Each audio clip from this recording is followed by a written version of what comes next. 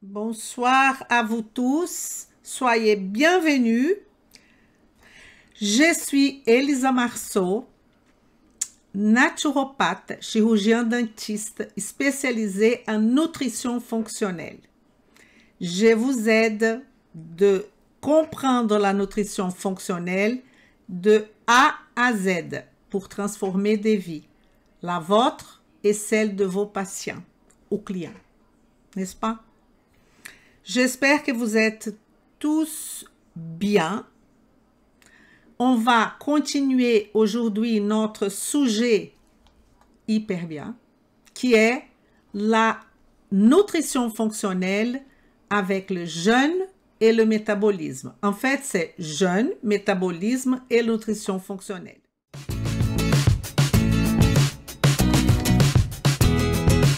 Vem comigo. Je vais vous montrer qu'est-ce qui va se passer aujourd'hui, ce soir. Si vous restez avec moi, je fais un petit programme, comme ça vous allez voir de quoi on va parler. Donc, je vous donne le moment fort aujourd'hui. Jeûne et évidemment, on va parler du Covid-19. Jeûne et Covid-19. Il y a un bon développement sur ce sujet-là. Parce que de toute façon, ce qu'on va discuter, c'est pas que le Covid, c'est tout ce qui est cette problématique que notre civilisation, elle est sujette à des attaques virales, attaques bactériennes. Et normalement, il y a un groupe de notre société ou des groupes de notre société qui seront toujours en danger. Toujours en danger, n'importe si c'est Covid-19, 20, 21 ou une attaque bactérienne, n'importe, ou une attaque microbienne. On va parler aussi du jeûne et du cancer. Du jeûne, je vais lancer de petits mots et quelques travaux scientifiques sur diabète type 2. On va parler de jeûne des cerveaux, on va parler de mécanismes, mais je vous annonce aussi qu'on aura la partie 3 parce que c'est un sujet très important. Il y a beaucoup de nouveautés, mais il y a beaucoup de mélanges aussi. Et comme je vais, la troisième partie, elle sera plus pratique. Aujourd'hui, alors, on va discuter de tout ça. OK? On commence par quel est le but du jeûne pour le Covid-19? Je vous invite à faire un download de cet article qui est gratuit. C'est que vous mettez ce titre, OK, sur Google. Après, vous mettez traduction en français et tout va bien. Et vous allez lire que pandémie et obésité, la lutte contre les deux pandémies avec le jeûne intermittent. Je trouve ça c'est un article de 2021. Trends in Endocrinology and Metabolism. C'est une revue très importante que je pense que ça vaut la peine de réfléchir un peu. Ici, j'ai mis notre Covid-19. Je ne sais pas si vous savez, il y a parmi vous ceux qui ne me connaissaient pas. Nous avons une série de à peu près une dizaine de vidéos, je pense, hein, par là, sur le Covid, tous les mécanismes d'action. Je parle aussi de vaccins, je parle de pas mal de choses, l'explication dès le début en parlant de qu'est-ce que c'est un virus, les types de virus et tout ça. Ça, vous allez trouver seulement dans l'Académie Marceau parce que tous les autres réseaux nous ont interdit de parler de Covid. Et c'est gratuit pour vous, tout complet. Et c'est pour ça que je vais d'ailleurs rajouter ces observations dans notre formation de Covid. Donc, je vais mettre cette partie-là aussi. Alors, on va défiler toutes ces explications, mais déjà, le jeûne est une stratégie, ça ne va pas au-delà de ça, efficace pour améliorer la santé métabolique et l'immunité. Si on parle de l'immunité, on est en train de parler de Covid-19, évidemment. Mais je voudrais aussi vous rappeler que l'autre fois dans notre partie 1, on avait déjà discuté les différents types de jeûne. Les gens confondent jeûne de temps, laps de temps avec jeûne intermittent, avec un côté diminution calorique ou pas. Ça veut dire que le jeûne de laps de temps, il est dans le jeûne intermittent, qui est dans le sujet jeûne. OK? Attention de ne pas mélanger. Je vais revenir à ça parce qu'il y a un peu de mélange. Et donc, des études ont montré que les patients atteints de COVID-19, cette étude nous montre que les gens, ça vous le savez, ont une augmentation des taux circulants de TNF-alpha, interleuquine 6. Si vous ne connaissez aucune interleuquine, s'il y a une interleuquine qu'il faut étudier, c'est l'interleuquine 6. Et ils ont augmentation de leptine. Tout ça contre, l'étude montre ça, des études ont montré que les jeûnes du Ramadan, qui ça fait du 12 à 19 heures, on n'est pas là pour discuter religion, c'est tout simplement parce que c'est cité comme ça, on a diminution de taux circulant de TNF-alpha, d'interleuquine 6 et de leptine. On a une amélioration du métabolisme du glucose et une perte de poids, évidemment, selon le type de jeûne. Si vous faites qu'un décalage de temps, comme c'est le cas là du Ramadan, les études montrent que la majorité des personnes, par exemple, si dans le premier temps, elles allaient manger un jour sur 2, je donne un exemple, c'est pas le Ramadan, un exemple. Jour 1, vous mangez, jour 2, vous ne mangez pas. Qui dans ce format-là, les gens qui ont, par exemple, dans le jour 1, qu'ils ont mangé librement, ils ont pris 2000 calories. Le jour 2, ils ont pris rien. Et quand ils vont reprendre, ils sont incapables de manger 4000 calories pour compenser. Donc, il y a toujours une perte autour de 30%. Donc, même si on fait un jeûne de temps, sauf si la personne vraiment, elle veut compenser pour d'autres raisons psychiques, etc., il y a quand même une réduction de la densité calorique. Et c'est pour ça que la perte de poids, elle peut se faire selon les types de jeûne. Parce que vous allez voir aujourd'hui qu'on peut même parler de jeûne pour des personnes qui sont en quête d'augmenter leur poids. Donc, c'est pas parce qu'on fait un jeûne qui c'est lié à perte de poids. Il faut faire attention à cette question. OK? Alors, qu'est-ce qu'on a ici? Ici, on a une photo où on va voir plusieurs questions et au milieu, on a intermittent fasting. On a le jeûne intermittent. Divers régimes jeûne intermittent, qu'en anglais, on appelle intermittent fasting, ce IF là qui est au milieu, améliore l'homéostasie du glucose et la sensibilité à l'insuline, même en absence de perte de poids, comme je viens de vous expliquer, ou aucun changement dans la dépense énergétique globale. Donc, vous voyez ici qu'on a ce jeûne intermittent qui va améliorer, si on prend ici, selon cette étude, l'étude, c'est Trends in Endocrinology et Métabolisme, exactement les mêmes études du COVID-19, ce que je viens de vous montrer. Pour l'instant, je vous montre que ça.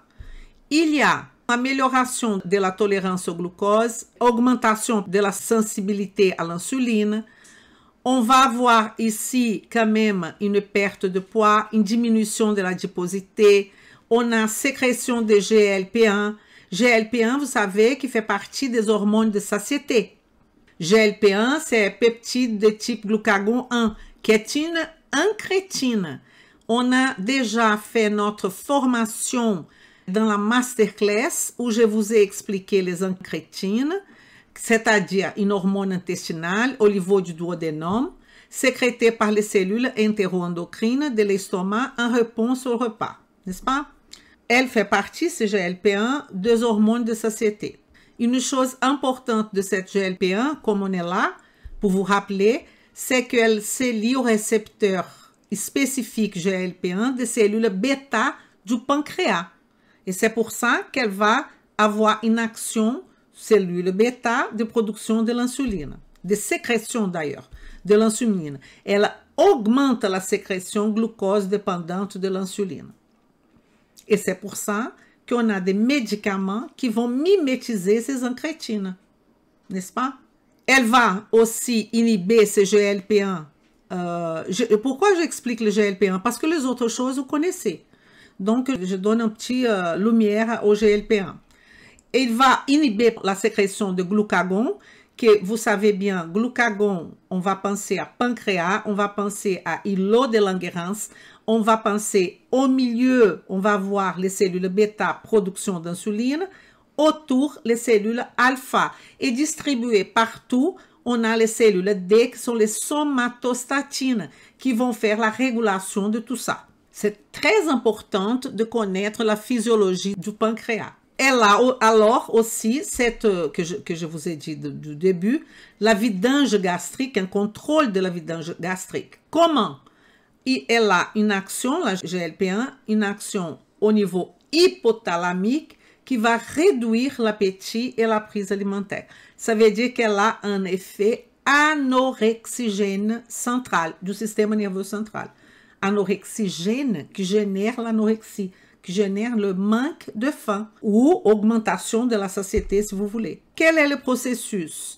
Qu'est-ce qui va se passer? On aura au travers du jeûne une diminution du poids corporel, diminution de l'adiposité abdominale, diminution du stress oxydatif et diminution de la pression artérielle. Tout ça, c'est pour aller vers la vitalité positive. Alors, mémoriser ça, c'est complètement barjot. Ce que je vous propose, c'est que vous devriez savoir m'expliquer la relation poids corporel, adiposité, inflammation, stress oxydatif, pression artérielle. Est-ce que vous savez me composer tout ça? Si vous savez, vous êtes au top. Mais bon, notre objectif ici, c'est de parler du jeûne. Donc, on continue avec ce Trends in Endocrinology de 2021, qui est le texte qui parle du COVID. Alors, vous pouvez me demander dans un premier temps, quelle serait alors une contre-indication pour le jeûne? On va dire, basiquement, 0 contre-indication. Il y a quand même, à part 2 situations. Première situation, c'est qu'on ne propose pas de jeûne aux enfants. OK. Je dirais que ça pourrait être considéré comme une contre-indication. Deuxième point, c'est pour les personnes qui ont des compulsions alimentaires. Je ne parle pas d'anxiété, je parle de compulsion, parce qu'on peut avoir anxiété sans compulsion alimentaire. Mais je parle pour ceux qui ont de la compulsion alimentaire. Donc, on va partir sur quelque chose d'autre, en premier, plus light, plus tranquille, que faire un jeûne directement. Ce jeûne, il fonctionne diabétique avec COVID. C'est pas COVID-10, hein, c'est COVID-19. Risque accru de réponse inflammatoire excessive. Ça veut dire, les personnes, les diabétiques qui ont le COVID, évidemment, ils ont une réponse inflammatoire excessive. Donc, ça serait intéressant de hommes à risque de diabète type 2 avec une fenêtre d'alimentation de 6 heures, ça veut dire 18 heures de jeûne, a entraîné une amélioration de la sensibilité à l'insuline. Vous voyez? Pas que ceux qui ont le COVID, mais aussi tous qui sont risques de diabète type 2. Et qui je vais inclure là-dedans? Le prédiabétique. Ah, Mélisa, comment vous savez qu'elle est prédiabétique? C'est l'indexoma, par exemple, c'est un bon marqueur pour nous montrer que cette personne a une sensibilité à l'insuline, une résistance à l'insuline. Une autre situation sont de personnes qui sont en surpoids ou qui sont même obèses et qui ne diminuent pas du tout leur poids, ce qu'on appelle dans le plateau. Après, qu'est-ce qu'on va voir? Dysfonctionnement du microbiote intestinal. Vous voyez que là, c'est hyper intéressant parce que on est en train d'associer le COVID avec le microbiote intestinal. Associé à l'obésité, il y a une plus grande sévérité du COVID-19. Pourquoi? Parce que vous allez avoir ça. Le jeûne augmente la diversité du microbiote intestinal et diminue le rapport firmicutes-bactéroïdetes. Ça veut dire que normalement, on a chez les obèses, il y a des expériences avec des souris, que l'ordre du rapport firmicutes-bactéroïdetes, c'est de 100 pour 1. 100 firmicutes pour 1 bactéroïdetes. Et suggérant que normalement, on devrait avoir rapport 10 firmicutes pour 1 bactéroïdetes. OK? Donc, ce que je veux dire, c'est que le jeûne va améliorer cette dysbiose. Et je suis en train de vous dire aussi que l'obésité, le dysbiose, il y aura une plus grande sévérité de COVID-19. Eh oui. Tout ça, c'est dans l'article que je vous ai montré tout à l'heure. Celui-là qui est dans le Trends in Endocrinology and Metabolism du 2021. OK? Les dysfonctionnements de la barrière intestinale et du microbiote sont des altérations importantes associées à l'obésité, ça on le sait, car ils jouent un rôle dans la réponse immunitaire anormale. Et là, c'est presque une répétition de tout ce qu'on connaît. Il va augmenter par conséquent la gravité du COVID-19. Évidemment, si vous allez avoir plus de cytokines inflammatoires, si vous allez déséquilibrer votre capacité de réponse immunitaire, vous allez déséquilibrer tout ça, plus de TNF-alpha, plus de NF-kappa-B, plus de ça, moins de NIRF2, moins de capacité antioxydante, et vous allez augmenter la gravité du COVID-19. Et ici, je vous montre encore une photo où vous allez voir ici que cette photo nous présente, attendez, je vous montre ici, ça, l'IF, c'est le jeûne intermittent en anglais. Là, c'est de 18 h du soir jusqu'à 6 h du matin. Et de 6 h du matin, alors, regardez bien, ça, il y a dans cette histoire ici, on a un jeûne intermittent de 12 heures. Quelqu'un m'avait demandé à partir de combien d'heures on considère jeûne intermittent. Ça, c'est le jeûne intermittent le plus basique que n'importe quelle personne peut le faire, qui est le jeûne intermittent de 12 heures. Alors, qu'est-ce qu'on aura comme conséquence dans cet article sur le COVID, de ce jeûne intermittent de 12 heures, de cette proposition? On va voir limiter, donc vous voyez la personne là en train de regarder la télé, limiter les comportements alimentaires malsains associés au confinement, au lockdown. Évidemment, quand vous faites un jeûne et vous commencez à 18 heures, que c'est déjà tôt, et vous allez jusqu'à le lendemain, 18 heures, hein, vous allez limiter la consommation des aliments et vous allez aussi limiter les comportements alimentaires inadaptés. À part ça, on aura aussi une amélioration de l'être là-haut, de l'être émotionnel. Celui-ci est le type d'alimentation que les gens ont tendance à exagérer pendant le lockdown, pendant le confinement. Ici, on va aussi améliorer le bien-être émotionnel. Ça, c'est que le jeûne. Hein? Ici, on va améliorer les micro-environnements, spécialement des obèses, et diminuer les mutations virales. Écoutez-moi, ça, c'est un article 2021. 2021. Et ce n'est pas de n'importe qui, hein, comme revue. Il va aussi améliorer les réponses et les fonctions immunitaires. Il va restaurer la fonction métabolique. Il va, écoutez ça, réduire la gravité, les complications et la mortalité du COVID-19.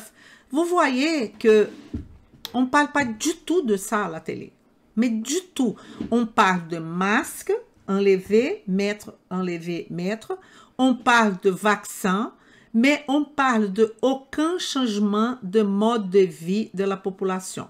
Ça veut dire, on continue à manger n'importe quoi, on continue à être obèse, on continue avec chacun sa maladies, les diabétiques avec son diabète, les cancéreux avec son cancer, les gens avec maladie auto-immune avec leur maladie auto-immune. On continue pareil, mais on se vaccine et on met de masques.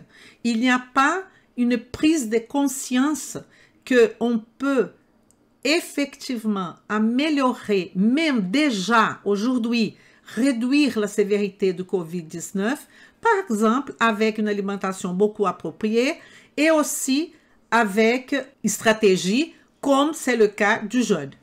Mais on ne fait pas, n'est-ce pas? Il y aura, comme je viens de vous expliquer, une amélioration du microbiote. Et regardez, il y aura une amélioration de la réponse au vaccin. Vous voyez bien que ce n'est pas moi qui dis, hein? Vous voyez bien. Hein? C'est pour ça que je vous invite franchement à lire cet article. Donc, enfin, on va compenser les effets négatifs de l'inactivité associée au confinement. Donc, qu'est-ce qu'on propose? On propose l'incorporation d'une alimentation saine avec des stratégies comme c'est le cas du jeûne intermittent qui stimule la santé immunitaire, restaure la fonction métabolique, améliore l'homéostasie glycémique. Elle est particulièrement importante pendant cette période qu'on est en train de vivre. C'est pour ça que j'ai décidé de vous parler, parce que maintenant, on ne peut pas mettre le titre COVID-19, mais il me semble qu'ils ne vont pas couper ma vidéo parce que je dis le mot COVID-19. On verra bien. Et donc, et spécialement pour les personnes qui ont des comorbidités, obésité, diabète type 2, cancer, SIOPK, tout ce qui est notre arbre que vous connaissez, les feuilles là-haut, c'est intéressant de faire un jeûne. Le jeûne, il a un composant très important qui c'est le composant psychique émotionnel qui ont des personnes qui ont peur du jeûne, ont trop peur du jeûne.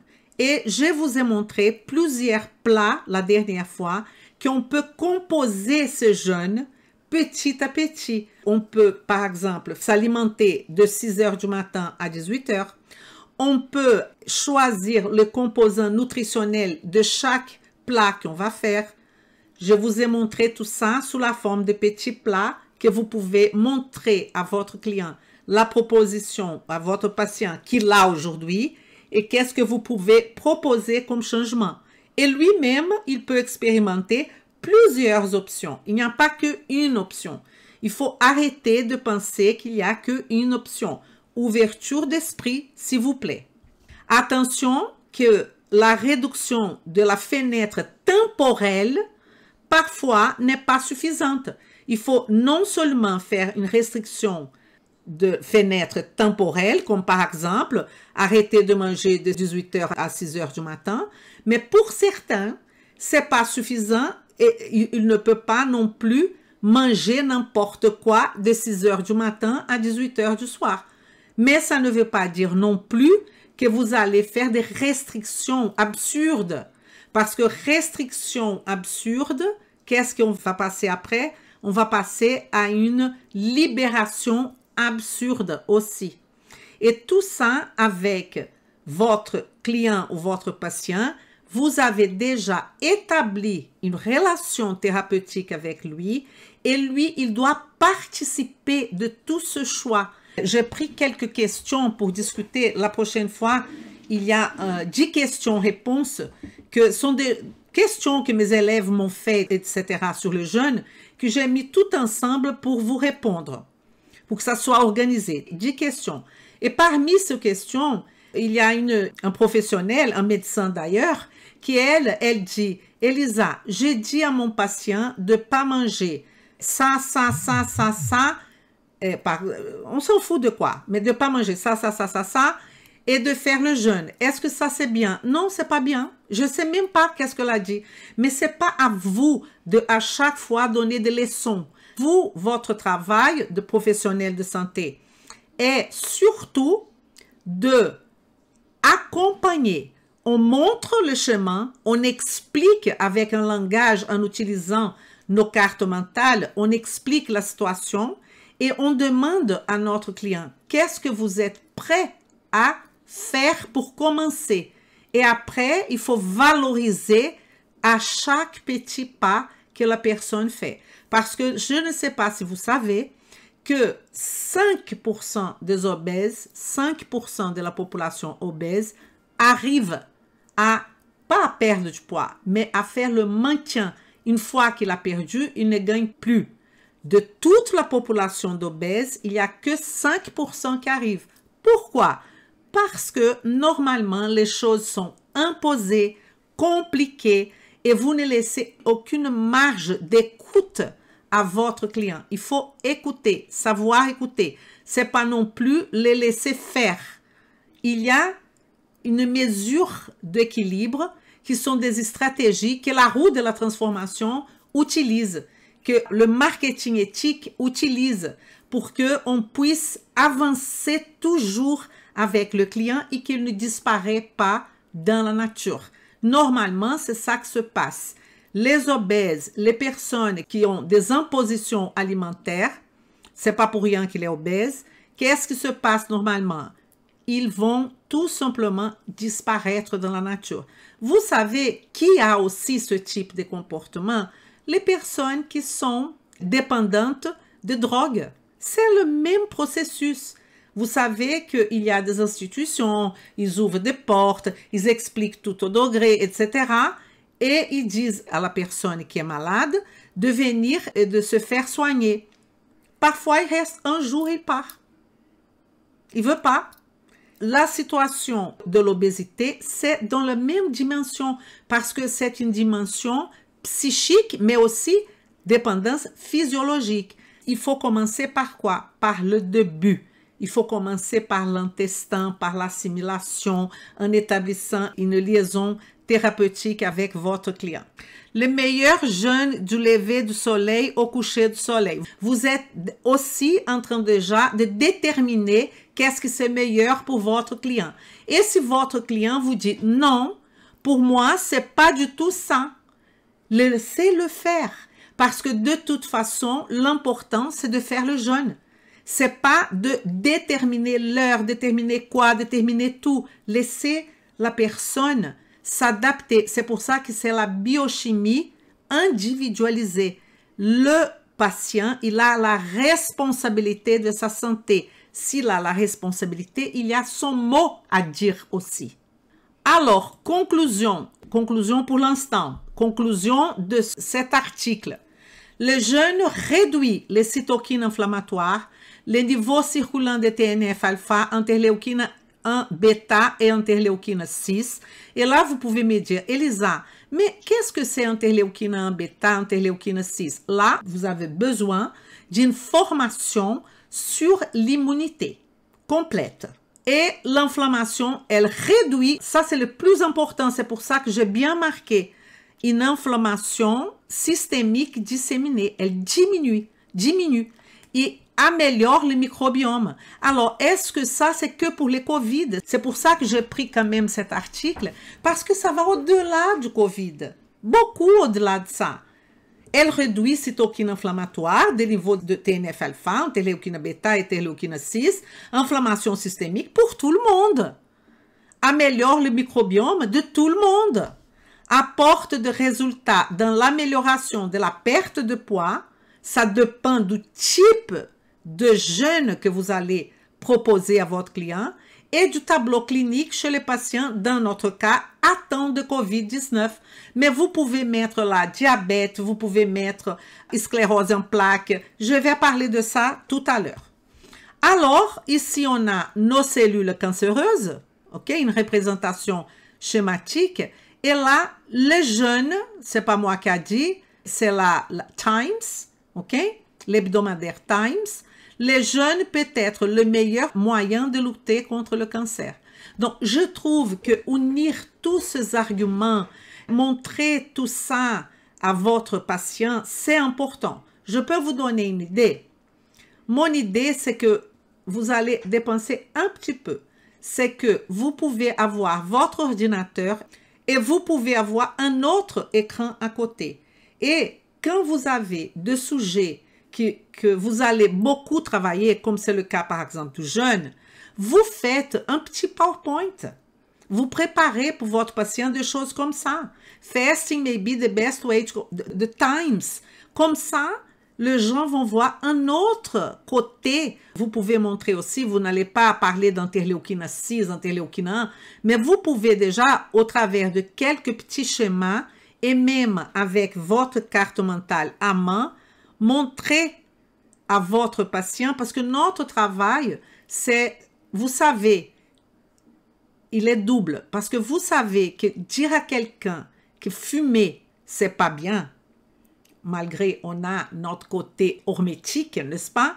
Si vous ne connaissez pas ça, je vous invite à regarder notre 1929 qui en a parlé d'hormèse. Vous savez qu'il ne faut pas fumer, mais il y a des médecins qui fument, il y a des professionnels de santé qui fument. Donc, ça veut dire qu'il va au-delà de ça. La même chose, c'est l'alimentation. Ça va au-delà de simplement de l'explication cognitive. Mais il faut toujours donner l'explication cognitive et laisser à la personne qui est devant vous le choix. Alors, qu'est-ce que vous me proposez? Qu'est-ce que vous en pensez de ça? Les traitements, on va parler maintenant de cette question du jeûne avec le cancer. Ça, c'est un gros sujet. C'est un sujet qui peut susciter des émotions très fortes, des personnes qui ne sont pas d'accord, des personnes qui sont d'accord. Donc, c'est pour ça que je vous ai dit, on va ouvrir notre esprit. On va aussi considérer tout le travail que les oncologues font, ok? On n'est pas là pour discuter ça, mais vous savez qu'il y a, c'est toute une explication logique, un traitement conventionnel et standard. Il y a l'idée de empoisonner la cellule cancéreuse. Là, je suis en train d'empoisonner ma cellule cancéreuse pour faire mon traitement. C'est ça l'idée. Le problème de cette idée, de ce traitement conventionnel, c'est que vous allez empoisonner les cellules cancéreuses, mais nos autres cellules aussi. Et là, on peut utiliser la chimiothérapie, la radiothérapie, etc. OK. Mais on sait aussi, là c'est la partie qui m'intéresse, que certains aliments, vous voyez là les aliments, vont nourrir les cellules cancéreuses. Ça c'est ma cellule cancéreuse. Ça sont les aliments qui vont nourrir les cellules cancéreuses. Pourquoi? Parce que les cellules cancéreuses, elles adorent manque d'oxygène, elles adorent sucre, elles adorent acidité. Ce sont des conditions basiques pour les cellules cancéreuses. Et il y a encore des personnes qui disent, mais non, c'est rien à voir, je ne comprends pas. Parce que est-ce qu'ils lisent? Je ne sais pas. Il y a des personnes, des professionnels de santé qui ont des patients qui ont du cancer et qui disent « Laisse-lui manger, c'est rien à voir. » Mais fondé sur quoi qu'ils disent ça? Montrez-nous des articles scientifiques qui vont contre cette idée que nourrir les cellules cancéreuses n'existe pas, que l'effet Faubourg n'existe pas, que tout ça c'est du pipeau. Mais montrez-moi les articles. Parce que nous, on vous montre des articles qui disent tout le contraire. Mais ceux qui sont contre ne nous montrent pas des articles qui disent ça, qui disent non, non, les cancéreux, vous pouvez manger ce que vous voulez. Étude 2021, montrez-moi ça, il n'y a pas de problème.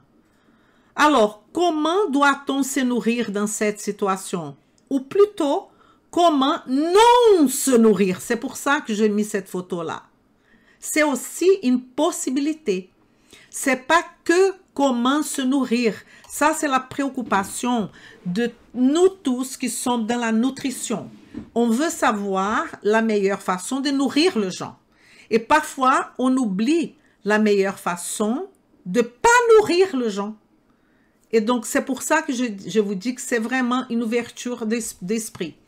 Et là, je vais vous montrer un article. Ce article, c'est du JAMA, ok?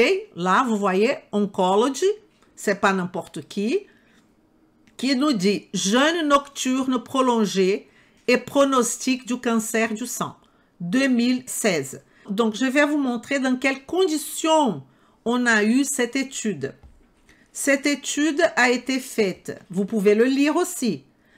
Nombre de femmes, cancer du sang, 2413 femmes de autour de 52,4 ans. La durée de jeûne par nuit, c'était de moins de 13 heures de jeûne versus plus ou égal à 13 heures de jeûne. Donc là, on est encore dans cet exemple, dans un jeûne de fenêtre temporelle. Vous voyez que la fenêtre temporelle, elle joue beaucoup. Prise de repas après 20 heures versus aucune prise de repas après 20 heures. Toutes ces femmes-là, il y a eu un groupe qui ont pris 4 à 5 repas par jour. Vous voyez, vous comprenez, hein? Et d'autres qui ont fait 3 à 4 repas par jour. Donc là, on va ajouter la question de densité calorique. Donc, on a deux variables. On a la variable temporelle, des restrictions temporelles, et on a la variable densité calorique. Une courte durée de jeûne nocturne inférieure à 13 heures par nuit va avoir des conséquences différentes de ceux qui ont fait un jeûne supérieur à 13 heures. Prolonger la durée de l'intervalle de jeûne nocturne peut, ça c'est la conclusion de l'étude, c'est entre guillemets, peut être une stratégie simple et non pharmacologique, ok, pour réduire les risques de récidive du cancer du sang. Mon Dieu! Les améliorations de la glycorégulation et du sommeil peuvent être des mécanismes liant le jeûne nocturne au pronostic du cancer du sang. En fait, dans cette étude, une courte durée de jeûne nocturne, ça veut dire moins de 13 heures, était associée à un risque plus élevé, autour de 40% de récidive. C'est énorme, de cancer du sang, c'est énorme. Alors, la question qu'on se pose est, pourquoi on ne peut pas essayer ça? Pourquoi il y a des gens qui sont farouchement contre? Je ne sais pas. Bon. Vous pouvez voir tous les détails de cet article en le lisant. C'est un article gratuit. Voyons maintenant un peu de lorsque je trouve bien dans la nutrition fonctionnelle, je ne parle pas de la nutrition intégrative, de la nutrition tout simplement. Cet article, il va me parler de la restriction énergétique intermittente, restriction énergétique intermittente et le jeûne intermittent. Vous voyez qu'il y a et. Pourquoi? Parce qu'on peut faire un jeûne. Là, j'ai mis ça parce que j'espère que maintenant, il n'y aura plus de doute. Jeûne intermittent, on ne sait pas. C'est normalement une fenêtre de diminution de fenêtre temporelle. Restriction énergétique intermittente. Là, oui, diminution de densité calorique. Donc, on peut avoir un jeûne intermittent avec restriction énergétique intermittente. Est-ce que c'est clair là pour vous? Parce que je vois partout un mélange de ces deux concepts.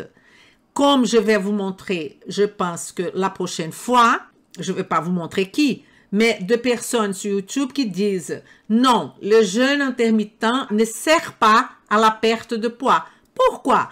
Parce qu'il est en train de dire ça, parce qu'il n'a pas bien lu l'article. L'article ne parle pas de restriction énergétique.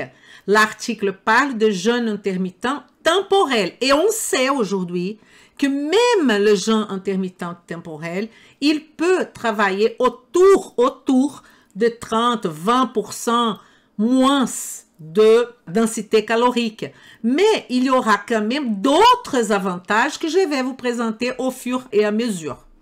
Donc, on va parler ici de la restriction énergétique intermittente. Le jeûne intermittent pourrait-il réduire les taux de cancer chez les sujets obèses? Ça, c'est d'une importance absolue. Absolue. un surpoids et de poids normal. Regardez la question. Est-ce que le jeûne avec restriction énergétique associé à jeûne intermittent temporel, est-ce qu'on peut réduire le taux de cancer chez le sujet obèse, un surpoids et de poids normal? Un résumé de preuves. Il faut lire ça hier. Il faut lire ça hier. Si vous voulez être au top niveau, mes élèves n'ont pas besoin de lire parce que je leur donne les choses bien mastiquées. Mais c'est intéressant de lire aussi. Les patients en surpoids ou obèses, en jeûne intermittent dans cette situation-là, auront diminution de l'estress oxydatif, diminution de IGF-1. IGF-1, c'est IGF-1, Insulin-like Growth Factor, qui est surtout produit par notre foie, n'est-ce pas? J'ai déjà dit, je pense que je vous ai dit, je ne sais pas, que cet IGF-1, il a une structure très semblable à la pro-insuline. Vous savez que quand on va produire de l'insuline, on a pré-pro-insuline, pro-insuline et insuline. Cette hormone, comme je vous ai dit, déjà, la IGF, elle a un rôle très important dans la croissance cellulaire chez l'enfant et aussi, elle va continuer ses effets anaboliques chez l'adulte. Et quels sont alors les mécanismes protecteurs du jeûne? La leptine, par exemple. La leptine, elle est produite par qui? La leptine, elle est produite par les cellules adipeuses, c'est-à-dire par la graisse corporelle. Parfois, on dit même que la leptine, c'est l'hormone de la satiété. Si vous n'êtes pas dans cette optique de jeûne, vous pouvez avoir, je vais vous montrer, une augmentation d'adiponectine. OK? On a diminution de CRP, on a diminution d'interleuquine 6. Et IGF-BP1 et 2. IGF-BP, c'est une binding protein. À chaque fois que vous voyez BP, c'est une protéine de transport, binding protein. C'est une protéine circulante qui est associée fortement à la résistance à l'insuline, qui va moduler les effets de IGF-1 et 2. Ça veut dire que on va diminuer ces effets de IGF-1, qui a ce phénomène de croissance, par une augmentation du transporteur, IGF binding protein. Il y a des spécificités sur IGF-BP1, IGF-BP2. En fait, chez l'homme, on a un très faible niveau de IGF-BP2 qui sont associés à un profil lipidique délétère. Mais bon, ce n'est pas notre objectif de rentrer autant dans ce détail-là. Mais vous savez déjà que BP, c'est binding protein, et donc IGF, IGF-1, IGF-2. Donc, ce sont des protéines qui vont se lier à IGF. Et à chaque fois que vous voyez SHBP, Sex Hormone Binding Protein, alors c'est une protéine BP. Donc, elle va se lier, une protéine qui va faire du transport. Transport de quoi? Sex hormone, des hormones sexuelles. Vous voyez que les choses commencent à être beaucoup plus simples si vous réfléchissez et pas mémorisez. Une question que vous devrez vous poser, qu'est-ce que c'est plus viable pour votre client ou pour votre patient? Restriction énergétique, restriction de jeûne temporel, tous les deux ensemble, parce que ça dépend du cas, ça dépend de la personne. Est-ce que vous avez mis cette personne dans la matrice de la nutrition fonctionnelle? Si vous avez mis, vous n'aurez pas du doute. Vous allez savoir qu'est-ce qu'il faut faire. Si vous n'avez pas mis cette personne dans la matrice, à quoi sert la matrice? Organisez votre pensée, organisez vos actions, organisez ce que vous allez proposer comme traitement. Être sûr de ce que vous faites, c'est clair et net. Donnez des explications cohérentes et pas mémoriser des protocoles. Ça, c'est le plus important de cette soirée et ça sera toujours. Je vous invite à connaître la nutrition fonctionnelle. C'est pas parce que, évidemment, je suis passionnée par la nutrition fonctionnelle, parce qu'elle fait du sens. parce qu'elle fait du sens. Vous, coach sportif, vous, professionnels de santé, médecins, n'importe, naturopathes, ostéopathes, les diététiciennes, parfois je ne comprends pas où sont les diététiciennes. Elles sont des spécialistes de l'alimentation et elles ne connaissent rien de ça. Ne viens pas me dire qu'elles connaissent parce que ça, c'est pas dans leur programme. Donc, elles ne peuvent pas connaître. C'est pas leur faute. Mais il faut qu'elles s'intéressent. Pourquoi? Pour sortir du lot. Combien de diététiciennes il y a dans le monde? Combien de coachs sportifs il y a dans le monde? Pourquoi vous, professionnels, je parle à vous là, professionnels de santé, pourquoi je vais chez vous? Pourquoi? Qu'est-ce que vous allez m'offrir de différent? Quelle est la solution que vous allez me proposer? Qu'est-ce que vous allez m'étonner, m'enchanter? C'est ça le travail. Si vous voulez avoir du succès. Ah, mais Elisa, pour moi, succès, non, attendez.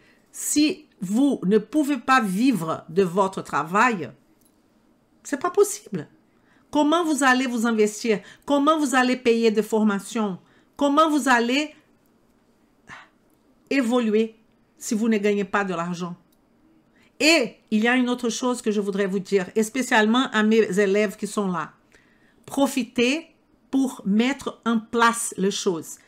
Faire, c'est mieux que ne pas faire. Parce que quand on fait, on expérimente. On expérimente avec toute notre bonne intention. Avant, les gens donnaient je ne sais pas combien de conseils sans savoir ni comment ni le pourquoi. Maintenant, je vous dis d'expérimenter en sachant qu'est-ce que vous faites. Avec pas que de bonnes intentions, avec une base scientifique. Et donc, vous n'avez rien à craindre. 30 jours de jeûne et effet anticancéreux, jeûne de l'aube au crépuscule. Vous voyez, il y a un travail qui montre exactement ça. Mais est-ce que notre patient sera adapté? Je ne sais pas. Là, c'était 14 individus en bonne santé, jeûne du lever au coucher du soleil, 14 heures par jour de jeûne, 30 jours consécutifs. Des échantillons de sérum ont été prélevés. Ce sont des études très sérieuses. Avant le jeûne intermittent, à la fin du jeûne intermittent de 30 jours et une semaine après le jeûne intermittent de 30 jours. Qu'est-ce que vous allez voir? Les résultats ont montré que le jeûne intermittent de 30 jours était associé à une signature protéomique sérique anticancéreuse. Vous allez avoir des protéines, ça c'est la signature protéomique sérique dans le sang, anticancéreuse. Pourquoi? Parce que vous aurez toute cette situation-là, tous ces résultats-là. C'est pas moi qui dis, hein? Là, upregulated proteomic signatures. Augmentation de protéines anti-cancer. Augmentation du clock, du horloge circadien. Réparation du ADN. Signaline de l'insuline a été augmentée. Donc, sensibilité à l'insuline augmentée. Remodelage du cytosquelette. Cytosquelette, je parle de cytoplasme. Augmentation de la capacité immunitaire du système. Augmentation du métabolisme du glucose et lipidique. Ça veut dire plus de lipolyse, plus de glycolyse, plus de formation d'ATP, plus d'utilisation de ce métabolisme-là. Augmentation de fonction cognitive. Je ne sais pas quoi dire. Ce résultat, alors, suggère que le jeûne de l'aube au crépuscule, cette option-là, vous voyez que vous ne mangez pas sunset jusqu'à breakfast. Qui d'ailleurs, c'est ce que la majorité des gens font. Hein. Pour 30 jours consécutifs, peut être une thérapie préventive et adjuvante dans le cancer, syndrome métabolique et divers troubles cognitifs, tels que la maladie d'Alzheimer et troubles neuropsychiatriques. Je trouve ça plus qu'important. Plus qu'important. Je vais vous présenter pour finir notre journée ici, parce qu'il y a beaucoup de choses hein, que je n'ai pas eu le temps de parler, mais je vais finir en vous donnant quels sont les gènes sensibles au jeûne intermittent. Ok? Ça veut dire les gènes les jeunes intermittents vont avoir des actions sur ces gènes-là. Un très connu, c'est la famille Forkhead, les sous-groupes FOXO. Ça, il faut connaître. Cette famille de facteurs de transcription, donc à partir de maintenant, à chaque fois que vous voyez, FOXO, il y a FOXO 1, FOXO 3, FOXO 4, FOXO 6. Cette famille FOXO sont des facteurs de transcription. Ça veut dire qu'elles vont avoir une action là-dessus, dans notre ADN. Elle va réduire les taux d'insuline, favoriser l'initiation de l'apoptose, vous savez, la mort cellulaire, la réparation de l'ADN et la résistance au stress via une expression accrue des enzymes antioxydantes que vous connaissez tous, la catalase et notre fameuse SOD, manganèse dépendante, la superoxyde dismutase, n'est-ce pas? Il y a aussi une autre famille qui est PGC1-alpha, qui stimule la biogénèse mitochondriale, va augmenter les poules mitochondriales. La restriction calorique va y stimuler, vous avez compris, la restriction calorique stimule FOXO. La restriction calorique stimule PGC1-alpha, qui stimule l'expression du coactivateur 1-alpha, entraînant une augmentation de la biogénèse mitochondriale. Après, c'est aussi à nous d'étudier comment tout le processus. Les sirtes, on a déjà parlé de sirtuines. Sirtuines qui sont des modificateurs épigénétiques. C'est pour ça qu'elles sont extrêmement importantes. Des acétyles, les FOXO, PGCA1, donc elle a une relation avec ce facteur de transcription là-haut. Les NIRF2 qui est essentiellement lié à facteur antioxydant, l'augmentation des NIRF2, conduisant à l'expression des gènes impliqués dans la résistance au stress et à la biogénèse mitochondriale. Et les NIRF2 que je viens de vous parler, un facteur nucléaire à son activation induite par les gènes, entraînant une augmentation de la réponse antioxydante. Qu'est-ce que je vous conseille de faire? Je vous conseille de faire une petite carte mentale en donnant au milieu l'ADN, on met l'action de notre gène et on met ce qui fait surtout ce gène sensible, FOXO, PG. Si vous savez déjà ça, vous êtes déjà top. Top. Mais on va continuer notre étude sur le gène la semaine prochaine. Et je ne veux pas vous fatiguer ni me fatiguer et que ce soit quelque chose de plaisir. C'est pour cela. On n'est pas pressé. On a toute l'année 2022, 2023, il n'y a pas de problème. L'objectif de notre projet 1929, c'est de vous inviter à plonger dans la nutrition fonctionnelle, à vous inviter à plonger dans la réalité de votre client et de proposer des solutions. Ce projet, c'est pour vous, professionnels de santé, qui est intéressé à appliquer la nutrition fonctionnelle de A à Z pour transformer de vie, la vôtre et celle de vos patients. Vem comigo! Vem comigo!